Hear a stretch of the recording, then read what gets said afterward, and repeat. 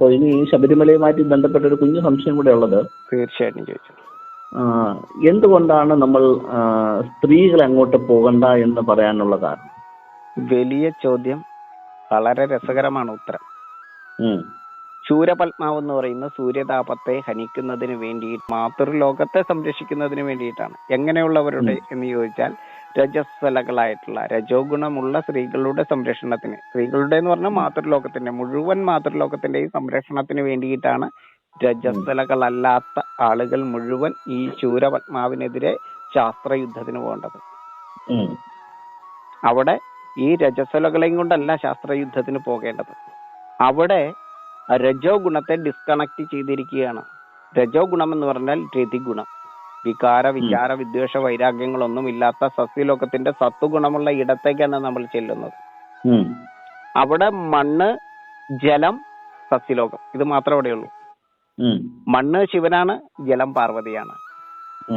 സത്വഗുണമുള്ള വായുവിനെ നിയന്ത്രിക്കുന്ന സർവ്വജീവനാംശവും നൽകുന്നത് വിഷ്ണുവാണ്. ആ വൃക്ഷലോകത്തിന്റെ ഉയർച്ചയ്ക്ക് വേണ്ടിയിട്ടാണ്, വളർച്ചയ്ക്ക് വേണ്ടിയിട്ടാണ് സൂര്യതാപത്തെ, അതായത് ശൂരപത്മാവിനെ നിഗ്രഹിക്കുന്നതിന് വേണ്ടിയിട്ടാണ് നമ്മൾ യുദ്ധത്തിന് പോകുന്നത്. മാതൃലോകത്തെ സംരക്ഷിക്കുന്നതിന് വേണ്ടിയിട്ടാണ്. എങ്ങനെയുള്ളവരുടെ എന്ന് ചോദിച്ചാൽ രജസ്വലകളായിട്ടുള്ള രജോ ഗുണമുള്ള മുഴുവൻ മാതൃലോകത്തിന്റെയും സംരക്ഷണത്തിന് വേണ്ടിയിട്ടാണ് രജസ്വലകളല്ലാത്ത ആളുകൾ മുഴുവൻ ഈ ശൂരപത്മാവിനെതിരെ ശാസ്ത്രയുദ്ധത്തിന് പോകേണ്ടത്. അവിടെ ഈ രജസ്വലകളെയും കൊണ്ടല്ല ശാസ്ത്രയുദ്ധത്തിന് പോകേണ്ടത്. അപ്പൊ അവിടുത്തെ ഒരു ഗുണം എന്ന് പറഞ്ഞാൽ അവിടെ ചിന്മുദ്രയിലല്ല ശാസ്താവ് ഇരിക്കുന്നത്. ചിന്മുദ്ര തിരിച്ചു വെച്ച അവസ്ഥയിലാണ്. തള്ളവിരൽ ആകാശത്തെ പ്രതികരിക്കുന്നതാണ്, ചൂണ്ടുവിരൽ അഗ്നിയെ പ്രതികരിക്കുന്നതാണ്. അത് രണ്ടും മടക്കി വെച്ചിരിക്കുകയാണ്. അഗ്നിയും ആകാശവും ചേരുമ്പോഴാണ് രജോ ഗുണം, ഇലക്ട്രോൺ എന്ന് പറയുന്ന ഗുണം. ഏറ്റവും ചെറിയ വിരലും മോതിരവിരലും ചേരുന്നതാണ് മണ്ണും ജലവും. ചെറിയ വിരലാണ് മണ്ണ്, മോതിരവിരലാണ് ജീവനെ പ്രതികരിക്കുന്ന വിരലാണ് ജലം. ആ ജലം നമ്മൾ തന്നെയാണ്. നമ്മൾ ഈ മോതിരവിരലിൽ മോതിരം ഇടുന്നത് നമ്മളെ തന്നെ നമ്മൾ അണിയിക്കുന്നതിന് തുല്യമാണ്. ജീവനെ പ്രതിനിധീകരിക്കുന്ന, നമ്മളെ പ്രതിനിധീകരിക്കുന്ന വിരല് ഈ രണ്ടാമത്തെ വിരലാണ്, മോതിരവിരലാണ്. അപ്പൊ ആ ചെറുവിരലും മോതിരവിരലും ചേർന്നതാണ് എന്ത്, പ്രോട്ടോൺ എന്ന് പറയുന്നത്. തള്ളവിരലും ചൂണ്ടുവിരലും ചേർന്നതാണ് ഇലക്ട്രോൺ.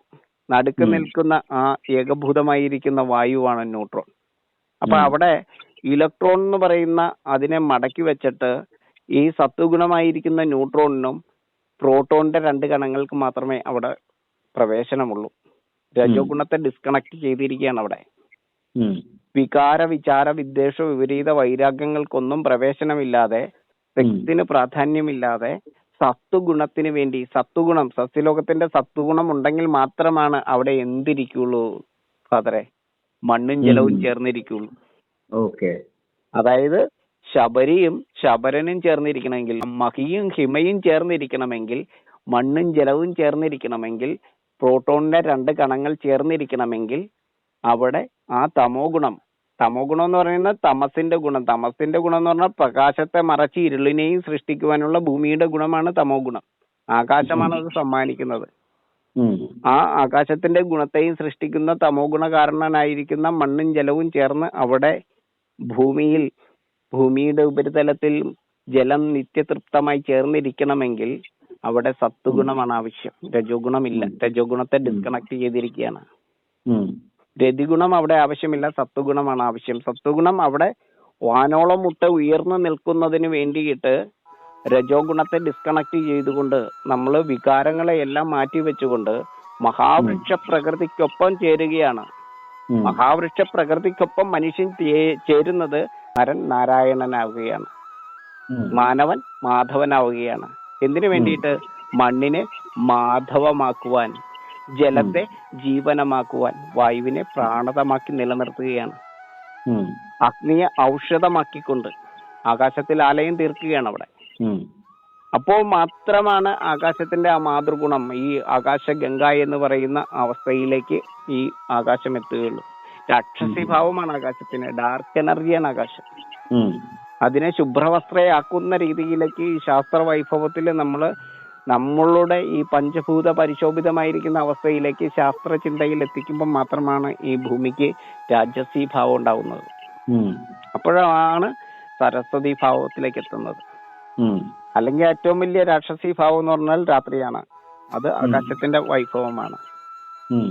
അപ്പൊ നമ്മള് സത്വഗുണത്തെ വർദ്ധിപ്പിക്കുന്നതിന് വേണ്ടിയിട്ട് ഈ ജന്തുലോകത്തെ മുഴുവൻ അവിടുന്ന് മാറ്റിയിരിക്കുകയാണ്. ഉം. അവിടെ ജന്തുലോകത്തെ, ഈ സസ്യലോകത്തെ തിന്നെടുക്കുന്ന ജന്തുലോകത്തിന് പോലും പ്രവേശനമില്ലാതെ പശുലോക ഭയങ്കാരായകൻ എന്ന് പറയുന്ന നാമത്തോടുകൂടി ശാസ്താവിൽ അവിടെ വിലയം പ്രാപിച്ചുകൊണ്ട് ശാസ്ത്രത്തിന് വേണ്ടിയിട്ട്, അറിവിന് വേണ്ടിയിട്ട് നമ്മൾ അവിടെ ചെയ്തിരിക്കുന്ന ആചാരങ്ങളും അനുഷ്ഠാനങ്ങളുമെല്ലാം രജോ ഗുണത്തെ ഡിസ്കണക്ട് ചെയ്തുകൊണ്ട് സസ്യപ്രകൃതിയിലൂടെ ഈ മണ്ണിനെയും ജലത്തെയും ചേർത്ത് വെക്കുകയാണ് ചെയ്യുന്നത്. സസ്യലോകം എങ്ങനെ ചെയ്യുന്നതെന്നറിയോ? സസ്യലോകം വിഷ്ണുവിന് 4 കൈകളാണ്. അത് ഒരു കൈ അഗ്നിയെ തടുക്കുകയാണ് ശ്രീചക്രത്താൽ. ആ. ഒരു കൈയിൽ അംബുജമാണ്, താമരയാണ്, ആകാശത്തെയാണ് പ്രതിനിധീകരിക്കുന്നത് താമര. ആ. ഒരു കൈയിൽ ഗദയാണ്, അത് ഭൂമിയെയാണ്, മണ്ണിനെയാണ് പ്രതിനിധീകരിക്കുന്നത് ഗദ. ആ. ഒരു കൈയിൽ ശംഖാണ്, ശംഖില് തീർത്ഥമാണ്, ജലത്തെയാണ്. അപ്പൊ 4 ഭൂതങ്ങളെയാണ് 4 കൈകൾ പ്രതിനിധീകരിക്കുന്നത്. ഒന്ന് അഗ്നിയെയാണ് ശ്രീചക്രം, താമര ആകാശം അമ്പരത്തെ അംബുജത്തും കൊണ്ട് പ്രതിനിധീകരിക്കുന്നു, ഗദ മണ്ണിനെ പ്രതിനിധീകരിക്കുന്നു, ശംഖില തീർത്ഥം ജലമാണ്, ജീവനാണ്. അപ്പോ ഈ 4 കൈകൾ കൊണ്ട് ചെയ്യുന്ന ജോലി എന്താന്ന് വെച്ചാൽ അഗ്നിയെ തടുത്ത് ആകാശത്തിന്റെ ഗുണത്തെയും താഴെ സൃഷ്ടിക്കുന്നു. അതായത് തമസിന്റെ ഗുണത്തെയും ആകാശത്തിന്റെ ഗുണത്തെയും മരച്ചുവട്ടിൽ സൃഷ്ടിക്കുന്നു. അഗ്നിയെയും ആകാശത്തെയും ചേർത്ത് രഞ്ജിത രജോ ഗുണത്താൽ അവിടെ ആകാശത്തിന്റെ ഗുണത്തെയും സൃഷ്ടിക്കും. അപ്പൊ നമുക്ക് അവിടെ ഈ മരത്തിന്റെ താഴെ സത്വഗുണം അനുഭവപ്പെടും. ചുട്ടുപൊള്ളുന്ന വെയിലത്തുനിന്ന് ആ മരത്തണലിലേക്ക് കയറുമ്പോൾ ആ സത്വഗുണം നമുക്ക് അനുഭവിക്കാൻ പറ്റും. അതെ അതെ അതെ. സസ്യലോകത്തിന് ഇപ്പൊ ആളുകൾ പറഞ്ഞുകൊണ്ടിരിക്കുന്ന ശാസ്ത്രകാരന്മാരുടെ തെറ്റായിട്ടുള്ള ഒരു പ്രചരണമുണ്ട്. വികാര വിചാര വിദ്വേഷ വിപരീത വൈരാഗ്യങ്ങളെല്ലാം സസ്യലോകത്തിനുണ്ടെന്ന്. ഒന്നുമില്ല. അണ്ടവും ബീജവും ഒരു ചെടിയിൽ തന്നെ ഉണ്ടെങ്കിലും അതിനെ ചേർത്ത് വെക്കാനുള്ള ശേഷി സസ്യലോകത്തിനില്ല. നട്ടവനെയും നട്ടം തിരിഞ്ഞെത്തുന്നതിനെയും വെട്ടാൻ നിൽക്കുന്നവനെയും ഒന്നും തിരിച്ചറിയാനുള്ള ശേഷി സസ്യലോകത്തില്ല. അപ്പൊ അങ്ങനെയുള്ള ആ സസ്യലോകം എല്ലാവരെയും ഒരുപോലെ കാണുന്ന, എല്ലാവർക്കും ഒരുപോലെ ഫലം കൊടുക്കുന്ന, എല്ലാവർക്കും ഒരുപോലെ തണൽ കൊടുക്കുന്ന, എല്ലാവർക്കും ഒരുപോലെ ശൈത്യത്തെ കൊടുക്കുന്ന, താപത്തെ തടുക്കുന്ന, അതായത് സഹസ്രപാദനാണ് ഈ അഗ്നി, പരബ്രഹ്മം, സൂര്യൻ. ആ സഹസ്രപാദത്തെ സഹസ്ര ശീർഷത്താൽ തടുക്കുന്ന പത്രികകളോട് കൂടിയിട്ട് ആകാശത്തിന്റെ ഗുണത്തെയും ചേർത്ത് വെച്ച് ആ ആകാശത്തിന്റെയും അഗ്നിയുടെയും രഞ്ജിത രജോ ഗുണത്താൽ ദൈവഗണം എന്ന് പറയുന്ന കണത്തിൽ ജനിക്കുന്നതാണ് രജോ ഗുണശാലികളായിട്ടുള്ള ജന്തുലോകം. നമുക്ക് ജീവിക്കണമെങ്കിൽ പുര വേണം, ഒരു മറ വേണം, ഒരു മരത്തിന്റെ ചുവട് വേണം നമുക്ക് വിശ്രമിക്കണമെങ്കിൽ. നമുക്ക് വിശ്രമിക്കാൻ വേണ്ടിയിട്ട് നിത്യവും പരിശ്രമിച്ചുകൊണ്ടിരിക്കുന്ന വൃക്ഷലോകത്തിന്റെ താഴെയാണ് നമ്മൾ ഇങ്ങനെ പോയിട്ട് കൂളായിട്ടിരിക്കുന്നത്. ആ ശൈത്യ ഗുണത്തിലാണ് നമ്മൾ ഇരിക്കുന്നത്.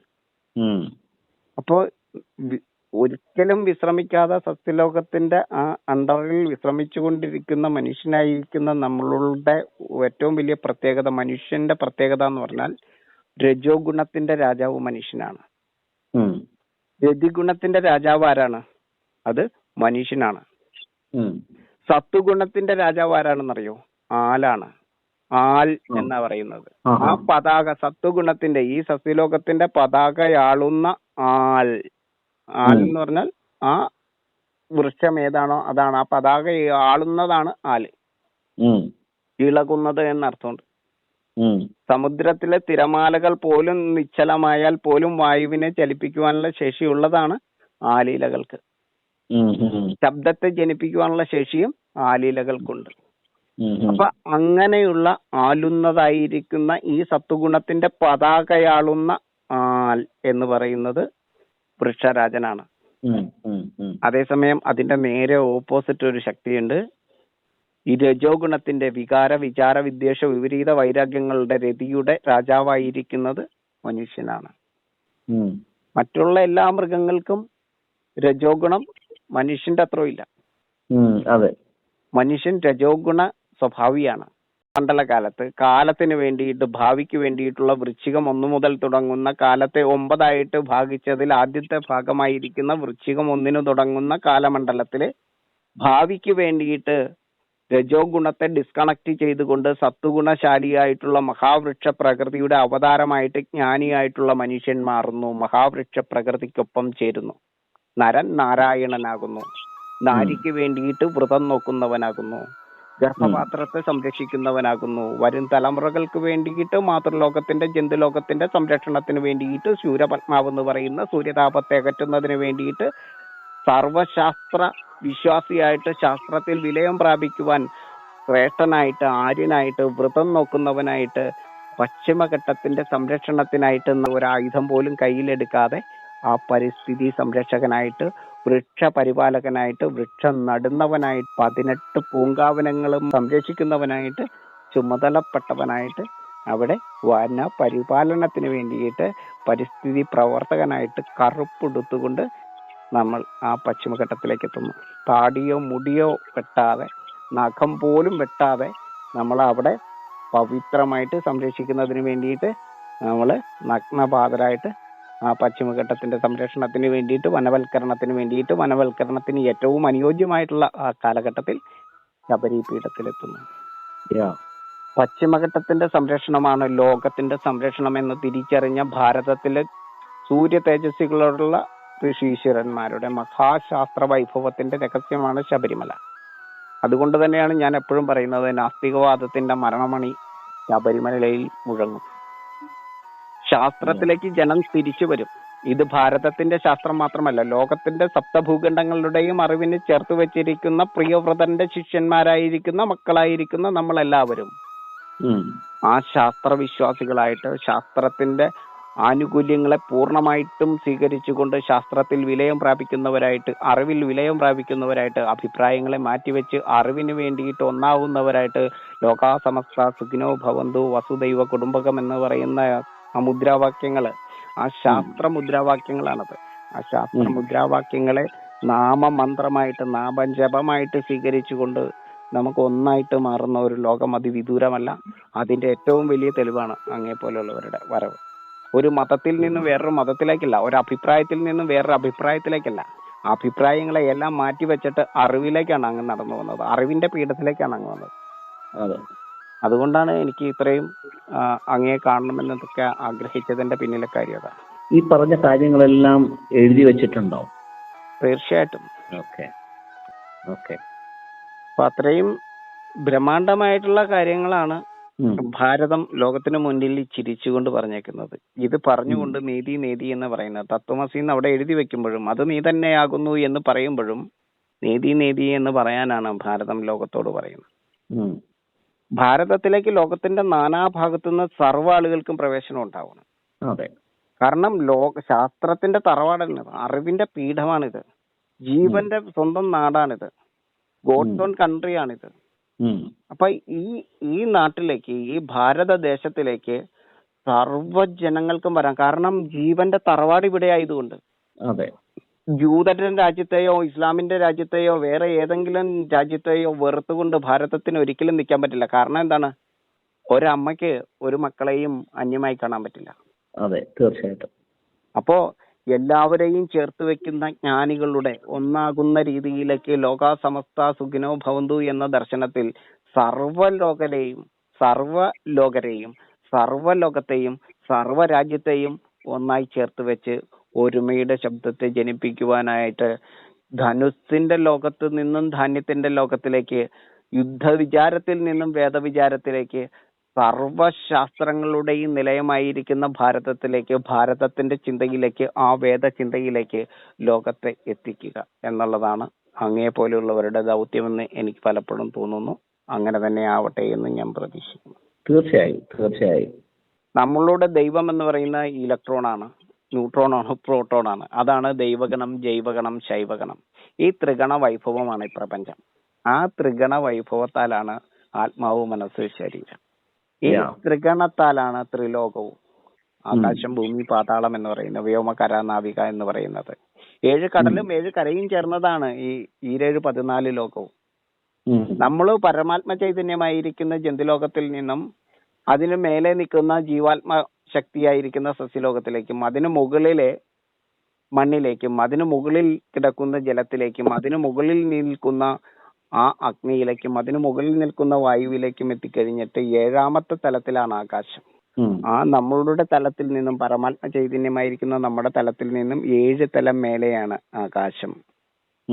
ആ 7 തലം മേലെയാണ്, അതിനും മേലെയാണ്, 7ാം ആകാശത്തിനും മേലെയാണ് ദ്രവ്യം ഏകമായിരിക്കുന്ന അവസ്ഥ.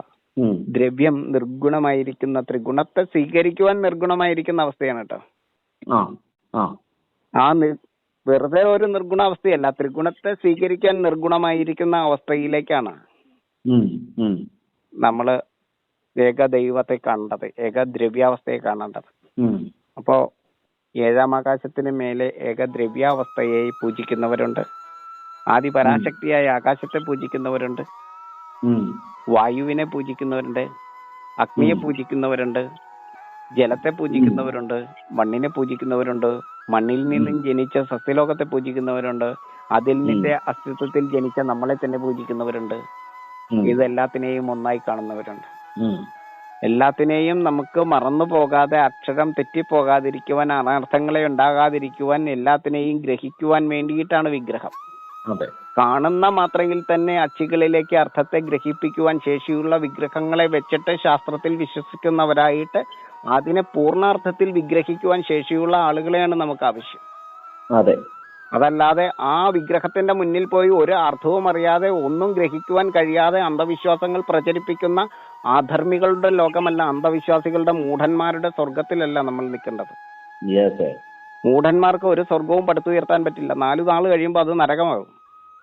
അതെ.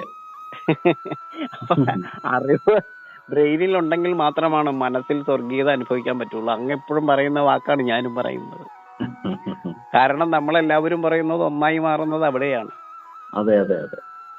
അപ്പോ അറിവിനെ, ബ്രഹ്മാണ്ടമായിരിക്കുന്ന അറിവിനെ ഈ ബ്രെയിനിലേക്ക് ചേർത്ത് വെക്കുവാനായിട്ട് ബ്രഹ്മശക്തിയുടെ ബ്രഹ്മകപാലത്തിനകത്ത് അറിവിനെ ചേർത്ത് വെക്കുവാനായിട്ടും ആ ചോറിനെ കുലച്ചോറാക്കാതെ അതിനെ നമ്മുടെ ശാസ്ത്രത്തിന്റെ ചോറാക്കി മാറ്റുവാൻ, ആ തലച്ചോറിനെ ശാസ്ത്രീയമായിട്ട് ഉപയോഗിക്കുവാനും ശേഷിയുള്ള ഒരു പുതുതലമുറയാണ് നമുക്ക് ആവശ്യം. അല്ലാതെ ബീഡിയോ, കഞ്ചാവോ, പെത്തലീനോ, ബ്രൗൺ ഷുഗറോ, മദ്യമോ കുടിച്ചിട്ട് ആ ബ്രെയിനിനെ നശിപ്പിച്ച് സർവനാശം വരത്തക്ക രീതിയിൽ ബുദ്ധിമാന്ദ്യം സംഭവിച്ച ലഹരിക്ക് അടിമപ്പെട്ട ഒരു തലമുറയല്ല നമുക്ക് ആവശ്യം.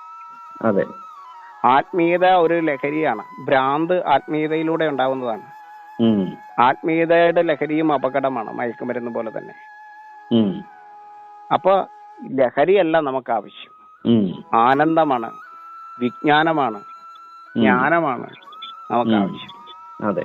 പരമമായിരിക്കുന്ന സത്യത്തെ അറിയുമ്പോൾ സർവ്വതും വിജ്ഞാനത്തിന് വേണ്ടിയിട്ട് ആനന്ദം ജനിപ്പിക്കുന്ന അവസ്ഥയിൽ നമുക്ക് ചിരിക്കുന്ന മുഖമുള്ളവരാകാൻ പറ്റും. നല്ല കാഴ്ചകൾ കാണുന്ന സുദർശനമുള്ള കണ്ണുകളുള്ളവരാവാൻ പറ്റും. അപ്പോഴാണ് നമുക്ക് കാണുന്ന കാഴ്ചകളിലെല്ലാം ആനന്ദം അനുഭവിക്കാൻ പറ്റുന്നത്. നമുക്ക് കണ്ണിനെ തിരിക്കാനായിട്ടാണ് കഴുത്തിരിക്കുന്നത്. ആ കഴുത്തൊരു അവയവമാക്കി മാറ്റുവാനും നമുക്ക് കഴിയും. കാണുന്നതിനെ മാത്രം കാണുവാനും, കാണരുതാത്തതിനെതിരെ കണ്ണിനെ തിരിക്കാനും, കേൾക്കുന്നതിനെ മാത്രം കേൾക്കുവാനും, അല്ലാത്തതിനെതിരെ ചെവിയെ തിരിക്കുവാനും, കുടിക്കേണ്ടതിനെ മാത്രം കുടിക്കുവാനും, ഭുജിക്കേണ്ടതിനെ മാത്രം ഭുജിക്കുവാനും, പറയേണ്ടതിനെ മാത്രം പറയുവാനും നമ്മളെ സഹായിക്കുന്ന ആ കഴുത്ത് എന്ന് പറയുന്ന അവയവം, അതിന് താഴത്തേക്കും വിഷം പാടില്ല, അതിന് മുകളിലേക്കും വിഷം പാടില്ല. എന്ത് ഉണ്ടെങ്കിലും നമ്മള് തൊണ്ടയിൽ വെക്കുക, എന്നിട്ട് അറിയുക. അറിവ് കൊണ്ട് ആ വിഷാംശത്തെ നിർവീര്യമാക്കാനുള്ള ശേഷി മനസ്സിനുണ്ട്. എല്ലാത്തിനെയും ഹരിക്കുവാനുള്ള ശേഷി മനസ്സിനുണ്ട്. ദുഃഖത്തെ ഹരിക്കാൻ പറ്റും, സന്തോഷത്തെയും ഹരിക്കാൻ പറ്റും. എന്നിട്ട് അതിന്റെ സത്തിനെ എടുക്കണം. സത്താവണം, അല്ലെങ്കിൽ അസത്താവും. നമ്മള് ചിത്തമുള്ളവരാവണം, ചിന്തിക്കുന്നവരാവണം എന്ന് പറയണേ. മനസ്സ് എന്ന് പറയുന്നതിന്റെ ഒരു പടിയും കൂടി മേലെയാണ് ചിത്തം എന്ന് പറയുന്ന വർണ്ണനാപദമാണ് മനസ്സിന്റെ. ചിന്തയുള്ളത്, ചിത്തമുള്ളവരാവുക, നന്നായിട്ട് ചിന്തിക്കുന്ന, അങ്ങനെയുള്ളവർക്ക് ചിരിക്കാൻ പറ്റുള്ളൂ. അല്ലാത്തവർക്ക് ചിരി ഉണ്ടാവില്ല, ചിരി വിരിയില്ല. ചുണ്ടുകൾ ചിരി വിരിയണമെങ്കിൽ നല്ല ചിത്തം ഉണ്ടാവണം. നല്ല ചിത്തം ഉണ്ടാവണമെങ്കിൽ ബ്രെയിനിനകത്ത് നല്ല ഓർമ്മകൾ ഉണ്ടാവണം. 16 മണിക്കൂർ ഒരു ദിവസം ഉണർന്നിരിക്കുന്നെങ്കിൽ നല്ല ഓഡിയോയും വീഡിയോയും ഉണ്ടാവണം ഇതിനകത്ത്. അല്ലെങ്കിൽ പ്രശ്ന. നമ്മുടെ ഓർമ്മകളെ ലൈറ്റ് ചെയ്യുന്നത് ലൈറ്റാണ്, അതിനെ ഡിലൈറ്റ് ചെയ്യുന്നത് നൈറ്റാണ്. അപ്പൊ നമ്മളുടെ മറവി നൈറ്റും നമ്മുടെ മെമ്മറി ലൈറ്റുമാണ്. ജീവന് കാരണം അഗ്നിയാണ്, മരണത്തിന് കാരണം ആകാശമാണ്. അഗ്നിയും ആകാശവും ചേർന്ന ഇലക്ട്രോണാണ് ജീവഗണം എന്ന് പറയുന്ന ദൈവഗണം. മണ്ണും ജലവും ചേർന്നതാണ് പ്രോട്ടോൺ, നമ്മളുടെ ജീവന് കാരണമായിരിക്കുന്ന ശരീരം. അതിൽ ജലം ജീവൻ തന്നെയാകുന്നു. നമ്മളുടെ ഹൃദയഭാഗം എന്ന് പറഞ്ഞ ദക്ഷിണഭാഗത്ത് കൂടുകൂട്ടിയിരിക്കുന്ന ആ ഹൃദയത്തിനകത്ത് കൂടുകൂട്ടിയിരിക്കുന്നത് രുദ്രനാൽ രുദ്രവർണ്ണമുള്ള ജലം തന്നെയാണ്. അപ്പൊ ആ ജലത്തിന്റെ മായ മാത്രമാണ് നമ്മൾ. ഉം. അത് മായുന്നതുമാണ്. ഉം. നമ്മളുടെ സത്വഗുണത്തിൽ നിന്നും രജോ ഗുണത്തിലൂടെ തമോ ഗുണത്തിലേക്ക് മാഞ്ഞു പോകും നമ്മള്. ഉം. നമ്മുടെ ബീജാത്മാവിന്റെ ഗ്യാരണ്ടി 120 വർഷമാണ്. നല്ല ഓ. ചിന്തയുണ്ടെങ്കിൽ, നല്ല ചിത്തമുണ്ടെങ്കിൽ, നല്ല ജ്ഞാനത്തോടു കൂടി ഭക്ഷണം കഴിച്ചു കഴിഞ്ഞാൽ, നല്ല ജ്ഞാനത്തോടു കൂടി ശ്വസിച്ചാൽ, നല്ല ജ്ഞാനത്തിൽ നമ്മളുടെ ആത്മാവിനെ ചിട്ടപ്പെടുത്തിയാൽ നമ്മൾ തീർച്ചയായിട്ടും 120 വയസ്സ് വരെ നല്ല ആരോഗ്യത്തോടു കൂടി, പൂർണ്ണ ആരോഗ്യത്തോടു കൂടിയിട്ട് നല്ല ഫിറ്റായുള്ള ഒരവസ്ഥയിൽ നമുക്ക് ജീവിക്കാൻ പറ്റും, ഒരാളുടെയും സഹായമില്ലാതെ. ആ. അപ്പൊ അങ്ങനെ നല്ല ആരോഗ്യമുള്ള ഒരു തലമുറയെ വാർത്തെടുക്കുവാനായിട്ട് രോഗത്തിൽ നിന്നും, ക്യാൻസറിൽ നിന്നും, ഹാർട്ട് അറ്റാക്കിൽ നിന്നും എല്ലാം രക്ഷപ്പെടുന്ന ഒരു നല്ല ജ്ഞാനികളായിട്ടുള്ള ഒരു ജനതയെ, ലോകത്തിന് ഉപകാരപ്രദമാകുന്ന ഒരു തലമുറയെ വാർത്തെടുക്കുവാനായിട്ട് ഭാരതം ലോകത്തിന്റെ മുഴുവൻ അറിവുകളെയും ചേർത്ത് വെച്ചിരിക്കുക. ഭാരതത്തിലെ അറിവുകളെ മാത്രമല്ല ഭാരതത്തിൽ ചേർത്ത് വെച്ചിരിക്കുന്നതെന്നാണ് നമ്മൾ ആദ്യം മനസ്സിലാക്കാനായിട്ട്. അതെ അതെ അതെ അതെ അതെ. സപ്തഭൂഖണ്ഡങ്ങളിലെയും അറിവുകളുടെ ആ അളവുകോൽ എവിടെ ഇരിക്കുന്നു എന്ന് ചോദിച്ചാൽ അത് ഭാരതത്തിൽ ഇരിക്കുന്നു. റൈറ്റ്. ആ ഭാരതത്തിന്റെ ആ അറിവിന്റെ അളവിനെ ഉം. നമ്മൾ ശരിക്കും അളവില്ലാതെ ഇളവില്ലാതെ വാരി വിതരണം. ലോകത്തിന്റെ മുഴുവൻ ജനതയുടെയും അറിവാണ് ഇവിടെ ഇരിക്കുന്നത്. ഉം. ആ അറിവിനെ നമ്മൾ വീണ്ടും ലോകത്തേക്ക് സമ്മാനിക്കേണ്ടതുണ്ട്. Yes. Yeah. അവിടെ നമുക്ക് ഏറ്റവും പ്രധാന ഭാഗം എന്ന് പറഞ്ഞാൽ വെജിറ്റേറിയനിസത്തിലേക്ക് തിരിച്ചു വരിക എന്നുള്ളതാണ് ഏറ്റവും വലിയ ദൗത്യം. ഏറ്റവും ഹാർഡ് ആയിട്ടുള്ളതും അത് തന്നെയാണ്. അത് തന്നെയാണ്. കാരണം നമ്മളുടെ ആമാശയം ആശയങ്ങളെ മാറ്റും. സെക്കൻഡ് ബ്രെയിൻ എന്ന് പറയുന്നത് നമ്മുടെ ആമാശയം ആയതുകൊണ്ട് നമ്മളുടെ ആശയങ്ങൾക്ക് ആമാശയവുമായിട്ട് വലിയ ബന്ധമുണ്ട്. നമ്മൾ പച്ചമാംസവും പച്ച ബ്ലഡും കഴിച്ചാൽ നമ്മൾ തന്നെയാവും ഡ്രാക്കുള. നമ്മൾ പച്ചക്കറി വേവിക്കാതെ കഴിച്ചാൽ നമ്മൾ തന്നെയാവും ജീസസ്. രണ്ടും നമ്മളാവും. അതെ.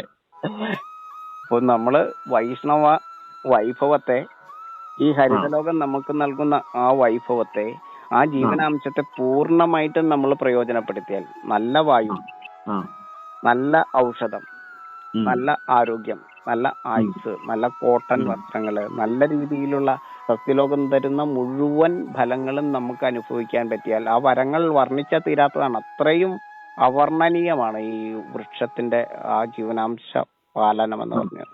അത് മുഴുവൻ നമുക്ക് അനുഭവിക്കാൻ പറ്റിക്കഴിഞ്ഞാൽ നമ്മള് അറിവിന്റെ അവതാരമായിട്ട് ഉയരും. മഹാവൈഷ്ണവ ശക്തിയുടെ അവതാരമായിട്ട് ലോകത്തെ നയിക്കുവാനുള്ള ശേഷി, നിയന്ത്രിക്കുവാനുള്ള ശേഷി ഉണ്ടാവും.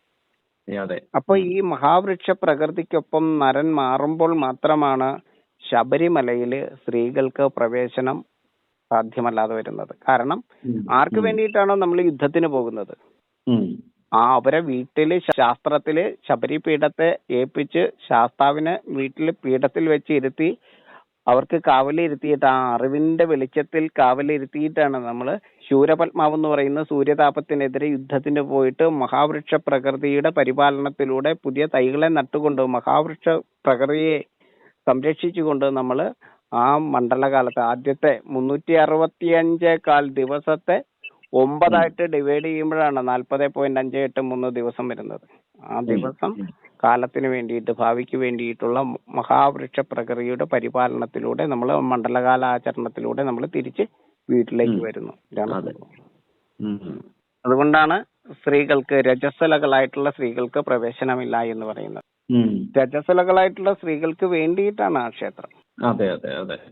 അയ്യപ്പൻ ശബരിമലയിലേക്ക് പോയത് അതായത് സർവ ആയോധനവും പഠിച്ച് സർവ സൈന്യാധിപനായി രാജാവാകേണ്ട ആള് അതെല്ലാം ഉപേക്ഷിച്ചിട്ട് ഞാൻ ശാസ്ത്രത്തിൽ വിലയം പ്രാപിക്കുകയാണ്, ഞാൻ രാജാവായിട്ടല്ല ഇരിക്കേണ്ടത്, ഞാൻ ഇവിടെ ഈ സൂര്യതാപത്തെ അകറ്റുന്നതിന് വേണ്ടിയിട്ട്, ഞാൻ കലിയുഗത്തിന്റെ സംരക്ഷണത്തിന് വേണ്ടിയിട്ട് ഞാൻ ഈ ശാസ്ത്ര യുദ്ധത്തിനാണ് പോകുന്നത് എന്ന് പറഞ്ഞ ആളാണ് മണികണ്ഠൻ. അപ്പൊ അതുകൊണ്ട് അച്ഛൻ ഞാൻ രാജാവാകുന്നില്ല, പക്ഷെ ഞാൻ വനത്തിലേക്ക് പോകുന്നു, വനപരിപാലനത്തിന് വേണ്ടി പോകുന്നു, ഞാൻ പുലികളുടെ സംരക്ഷണത്തിന് വേണ്ടി പോകുന്നു, അവിടെ ടൈഗർ ഫോറസ്റ്റ് ഒരുക്കിക്കൊണ്ട് പശ്ചിമഘട്ടത്തിന്റെ ഉയരം കൂട്ടുവാൻ വേണ്ടിയിട്ട് കല്ലിടാങ്കുന്നിൽ, അഴുതയിൽ മുങ്ങി കല്ലിടാങ്കുന്നിൽ കല്ലിടുന്ന രീതിയിൽ ആ മലയുടെ ഹൈറ്റിനെ ഉയർത്തിക്കൊണ്ട്, മഹാവൃക്ഷ പ്രകൃതിയുടെ ഹൈറ്റിനെ ഉയർത്തിക്കൊണ്ട് ശാസ്ത്ര യുദ്ധത്തിനായിട്ടാണ് ഞാൻ പോകുന്നത് എന്ന് പറഞ്ഞിട്ട് ആയോധനത്തിന്റെ അഗ്രഗണ്യനായിരുന്ന അദ്ദേഹം സർവ്വരാജസുഖങ്ങളെയും ഉപേക്ഷിച്ച് ആ യുവത്വത്തില് കാട്ടിലേക്ക് വന്ന് ആ വനപരിപാലകനായിട്ട് അവിടെ കൂടിയപ്പോഴാണ് ഈ പ്രജാലോകം അദ്ദേഹത്തെ ദൈവമായിട്ട് പട്ടാഭിഷേകം ചെയ്തത്. അതെ. അത് ആ ശാസ്ത്രകാരന് കൊടുക്കാവുന്ന ഏറ്റവും വലിയ ബഹുമതിയാണത്. Yes, ഇനി sir. അവിടെ ആര് പോയാലും ആ അയ്യപ്പന്റെ നാമത്തിൽ ആണ് അവർക്ക് പോകാൻ പറ്റുള്ളൂ. മറ്റൊന്നുമില്ല. ആ മണികണ്ഠനായിട്ട് തന്നെയാണ് അവിടെ ചെല്ലേണ്ടത്. ഓരോ വീട്ടിൽ നിന്നും ആ ശാസ്ത്ര യുദ്ധത്തിന് പോകുന്ന അയ്യപ്പന്മാരായിട്ട് മണികണ്ഠന്മാരായിട്ട് മണിയും കെട്ടി പോകുവാണെങ്കിൽ അത്രയും നല്ലത്. അറിഞ്ഞു പോകുമ്പോ അറിഞ്ഞാചരിക്കുമ്പോൾ അനർത്ഥങ്ങളെ ഇല്ലാതാക്കാൻ പറ്റും. അതെ. അർത്ഥമറിയാതെയാണെങ്കിലോ വീണ്ടും വീണ്ടും അനർത്ഥങ്ങൾക്ക് കാരണമാകും. അതെ അതെ. അപ്പോ അർത്ഥങ്ങൾ അറിയാനും വിഗ്രഹങ്ങളെ വിഗ്രഹിച്ച അർത്ഥത്തെ ഗ്രഹിക്കുവാനും അത് ഗ്രഹിപ്പിക്കുവാനും അതിനെ പ്രചരിപ്പിക്കുവാനും അന്ധവിശ്വാസങ്ങൾ ഉണ്ടെങ്കിൽ ഒരു മടിയും കൂടാതെ അതിനെ എല്ലാം മാച്ച് ശാസ്ത്രത്തിൽ വിശ്വസിക്കുന്ന, ശാസ്ത്രത്തിന്റെ മുഴുവൻ ആനുകൂല്യത്തെയും സ്വീകരിക്കുന്ന, ശാന്തതയ്ക്ക് വേണ്ടിയിട്ട്, സ്വസ്തിക്ക് വേണ്ടിയിട്ട്, സമാധാനത്തിന് വേണ്ടിയിട്ട്, ജൈവലോകത്തെ സംരക്ഷിക്കുന്നതിന് വേണ്ടിയിട്ട് ശാസ്ത്രത്തെ ഏറ്റവും പോസിറ്റീവായിട്ട് ഉപയോഗിക്കാനും നമുക്ക് കഴിയണം. ശാസ്ത്രത്തിന്റെ സംഭാവനയാണ് MDMA. അതെ അതെ അതെ. അതെ. അപ്പോ ഒരുപാട് മിസൈലുകളുണ്ട്, ശാസ്ത്രത്തിന്റെ സംഭാവനയാണ്. അപ്പോ നമ്മള് ശാസ്ത്രത്തിന്റെ ഏറ്റവും നല്ല ജൈവ ലോകത്തെ സംരക്ഷിക്കുന്ന രീതിയിൽ, ആത്മീയതയ്ക്ക് വേണ്ടിയിട്ട് ശാസ്ത്രത്തെ ഉപയോഗിക്കുന്ന രീതിയിൽ വെജിറ്റേറിയനിസത്തിലുള്ള ജീവനെ സംരക്ഷിക്കുന്നവരായിട്ട്, ജീവപാലകരായിട്ട് മാറുവാൻ വേണ്ടിയിട്ട് നമ്മൾ ആഹാരത്തിന് വേണ്ടിയോ ആചാരത്തിന് വേണ്ടിയോ ഒന്നിനെയും ഹിംസിക്കാതെ ശാസ്ത്രത്തിൽ വിശ്വസിക്കുന്നവരെ, ജീവലോകത്തെ സംരക്ഷിക്കുന്നവരെ, പശ്ചിമഘട്ടത്തെ സംരക്ഷിച്ചുകൊണ്ട് കൈലാസത്തെ ആർക്കും കീഴടക്കാനാവാതെ ഉയർത്തുന്ന രീതിയിലേക്ക് വിലാസത്തെ തീർക്കുന്ന, സർവ്വലോകത്തിന്റെയും വിലാസത്തെ തീർക്കുന്നവരാകുവാനായിട്ട് നമുക്ക് കഴിയണമെങ്കിൽ നമ്മൾ ഈ അറിവിനെ സ്വീകരിച്ചേ പറ്റും. അതെ. അതാണ് ജംബൂദ്വീപ് എന്ന ഈ ഏഷ്യാ ഭൂഖണ്ഡത്തിന് പേര് വരാൻ തന്നെ കാരണം ഈ പശ്ചിമഘട്ടമാണ്. ബീജകുംഭ സംഭവസ്ഥാനം, അതാണ് ജംബൂദ്വീപിന്റെ കാരണം, ഈ പേര് വരാൻ തന്നെ കാരണം. അത്രയും ശ്രേഷ്ഠമായിട്ടുള്ള ഒരു രാജ്യത്ത് നിന്നിട്ടാണ്, ഈ ഗോഡ്സ് ഓൺ കൺട്രിയിൽ, ഈ ജീവൻ ജനിച്ച ജീവന്റെ സ്വന്തം ദൈവത്തിന്റെ സ്വന്തം നാട്ടിൽ നിന്നുകൊണ്ടാണ് പറയുന്നത് ആഫ്രിക്കയിലാണ് ജീവൻ ജനിച്ചത്. 44 നദികൾ ഒഴുകുന്ന ജീവൻ ജലമാണ്. ബൈബിളിലും പറഞ്ഞിരിക്കുന്നത് രക്തത്തിന്റെ കാര്യം ഞാൻ അന്ന് അങ്ങോട്ട് പറഞ്ഞില്ലേ, ആ രക്തം തന്നെയാണ് ജീവൻ, ജലം തന്നെയാണ് ജീവൻ, ആ ജലത്തിന്റെ മായയാണ് ജീവൻ, നമ്മൾ മായുന്നതുമാണ്. ആ ജല കേരളത്തിലൂടെ സമുദ്രത്തിലേക്ക് എത്തുന്ന ആ 44 നദികളുള്ള ജൈവത്തിന്റെ ജീവന്റെ സ്വന്തം നാട്ടിൽ നിന്നിട്ടാണ് നമ്മള് ദൈവികതയ്ക്ക് നിരക്കാത്ത അറവ് മാലിന്യങ്ങൾ മാത്രമുള്ള അറവശാലകളായിട്ട് കേരളത്തെ അധപ്പതിപ്പിക്കുന്നത്. ഈ കേരളത്തിലെ ലക്ഷ്യമാക്കിയാണ് മുഴുവൻ രാജ്യങ്ങളും, ഡച്ചുകാരായാലും പോർച്ചുഗീസുകാരായാലും ഫ്രഞ്ചുകാരായാലും ഏത് വിഭാഗത്തിൽപ്പെട്ട മുഗളന്മാരായാലും സർവ്വ ആളുകളും ഭാരതത്തിലേക്ക് വന്നത് ഈ സുഗന്ധ വ്യഞ്ജനങ്ങളുടെ തോട്ടത്തിലേക്കാണ്, ഈ ജൈവത്തിന്റെ സ്വന്തം നാട്ടിലേക്കാണ് വന്നത്. അതെ അതെ. അപ്പൊ അതെല്ലാം നമ്മൾ മറന്നുപോയിരിക്കുന്നു. നമ്മളിപ്പോ മദ്യവും ലോട്ടറിയും കൊണ്ട് നമ്മൾ ഉപജീവനം കഴിക്കുന്ന വെറും ലഹരിക്കടിമപ്പെട്ട, ചൂതാട്ടത്തിനടിമപ്പെട്ട ഒരു ജനതയായിട്ട് അധപ്പതിച്ച് ആത്മീയത എന്ന് പറഞ്ഞാൽ ഒരിക്കലും ദഹിക്കാത്ത പ്ലാസ്റ്റിക് പോലെയുള്ള ഒരു സംഭവമാക്കി കൈ പിടിച്ചോണ്ടിരിക്കുക. ഒരു വേസ്റ്റിന്റെ വലിയൊരു പ്ലാസ്റ്റിക് കവർ എടുത്താ പൊങ്ങില്ലാത്തത് 2 കൈയിലും തൂക്കിക്കൊണ്ട് നമ്മൾ നിൽക്കുകയാണ്, ഇത് എവിടെ ഇടണമെന്ന് ചോദിച്ച്. അത്രയ്ക്കും ദഹിക്കാത്ത ആത്മീയത കൊണ്ടാണ് നമ്മൾ നടക്കുന്നത്. ആത്മീയത എന്ന് പറഞ്ഞാൽ അറിവെന്ന് മാത്രമുള്ള അർത്ഥം. ജീവനെ ജനിപ്പിക്കുന്ന, വേദനയെ മാറ്റുവാൻ കഴിയുന്ന, ജീവന്റെ സംരക്ഷണം തീർക്കുന്ന അറിവാണ് ആത്മീയത. ആത്മീയതയുടെ ആത്മാവ് അഹിംസയുമാണ്. ഹിംസിച്ചുകൊണ്ട് ഒരാത്മീയവാദിയും നിവർന്നു നിൽക്കാൻ ശേഷി ഉണ്ടാവില്ല. ഒരാളും ആത്മീയവാദി എന്ന് പറയാൻ പറ്റില്ല. ആത്മാവിനെ ദർശിക്കുന്നവനാണ് ആത്മീയവാദി. അവിടെയാണ് നമുക്ക് തെറ്റിപ്പോയിരിക്കുന്നത് പലപ്പോഴും. നമ്മൾ തിരിച്ചു വരേണ്ടതും ആ ഒരു രീതിയിലാണ്. ഞാൻ ആത്മീയവാദിയാണെന്ന് പറയണമെങ്കിൽ ഞാൻ ആത്മാവിനെ, ജീവനെ, ശരീരത്തെ ഒരുപോലെ ദർശിക്കുന്നവനാവണം. അപ്പൊ അതാണ്. ഇന്നത്തെ കാര്യങ്ങളെല്ലാം വളരെ വളരെയേറെ വിലപ്പെട്ടതായിരുന്നു. അപ്പൊ അടുത്തൊരു സബ്ജക്റ്റുമായി അടുത്ത് നമ്മൾ വിളിക്കുന്ന സമയത്ത് നമുക്ക് വീണ്ടും ഇരിക്കാം. തീർച്ചയായിട്ടും. ഒപ്പം തന്നെ 1-2 ദിവസത്തിനകത്ത് ഞാൻ എന്നാണ് അങ്ങോട്ട് എത്തേണ്ടതെന്ന് പറഞ്ഞു കഴിഞ്ഞാൽ തീർച്ചയായിട്ടും അതും നമുക്ക് ബുധനാഴ്ചയ്ക്ക് ശേഷം ഞാൻ വരാനായിട്ട് റെഡിയാണ്. നമുക്ക് നേരിട്ട് കാണാം, കുറെ സമയം മുഖാമുഖം അങ്ങനെ ആശയവിനിമയം നടത്താം. തീർച്ചയായിട്ടും തീർച്ചയായിട്ടും ഒരുപാട് സന്തോഷം അങ്ങോട്ട് സംസാരിക്കുമ്പോൾ. എന്ന് വെച്ചാല് പ്രപഞ്ചം പലതും ഒരുക്കി വെക്കും. ആ അപ്പൊ നമ്മളത് പരമസത്യത്തിന്റെ പാതയിലൂടെ സഞ്ചരിക്കുമ്പോ ആ നമ്മൾ എത്തേണ്ട അടുത്ത് മാത്രമേ എത്തുള്ളൂ. എവിടം വരെയാണോ എത്തേണ്ടത് അവിടം വരെ എത്തുകയും ചെയ്യും. അതെ അതെ. അപ്പൊ അങ്ങനെ ഒരു അങ്ങയുടെ ആത്മീയതയുടെ ആ ജേണി, നല്ല ഒരു യാത്ര, അത് അതിലെവിടെയെങ്കിലും വെച്ച് കാണാൻ പറ്റുന്ന ഒരു ആളായിട്ട് ഞാനും ഉണ്ടാവും. തീർച്ചയായിട്ടും അങ്ങക്ക് ഈ ലോകത്തിന്റെ എല്ലായിടത്തേക്കും അങ്ങ് പറഞ്ഞ ആ നല്ല ദർശനങ്ങളെ പകരുന്ന, നമ്മളുടെ പഴയ വിദ്യാഭ്യാസ സമ്പ്രദായം ജ്ഞാനത്തെ പകരുന്ന, യഥാർത്ഥ അറിവിനെ പകരുന്ന നല്ലൊരു തലമുറയെ സൃഷ്ടിക്കുന്ന ആ ഒരു ലോകക്രമത്തിലേക്ക് ഒരു നല്ലൊരു ഗുരുവായിട്ട് മാറുവാൻ അങ്ങക്ക് സാധിക്കട്ടെ. തീർച്ചയായിട്ടും അറിവ് അങ്ങേ ഉയർത്തട്ടെ. ഞാൻ എല്ലാവിധ ഭാവുകങ്ങളും നേടിയാണ്. എനിക്ക് അങ്ങയോട് സംസാരിക്കുമ്പോൾ ഒരുപാട് സന്തോഷമാണ് ശരിക്കും പറഞ്ഞത്. നമുക്ക് ഒരുമിച്ച് അങ്ങനെ പോകാം. തീർച്ചയായിട്ടും. ഓക്കെ, എന്തായാലും ഇന്ന് വിലപ്പെട്ട സമയത്തിനായിട്ട് നന്ദി. വീണ്ടും നമുക്കിതുപോലെ സംസാരിക്കാം. തീർച്ചയായിട്ടും തീർച്ചയായിട്ടും. നമസ്തേ നമസ്തേ.